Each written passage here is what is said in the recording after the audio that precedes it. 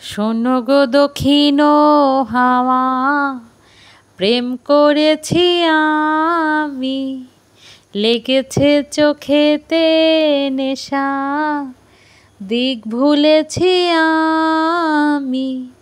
শোনো গো দক্ষিণ হাওয়া, প্রেম করেছি আমি, লেগেছে চোখেতে নেশা, দিক ভুলেছি আমি।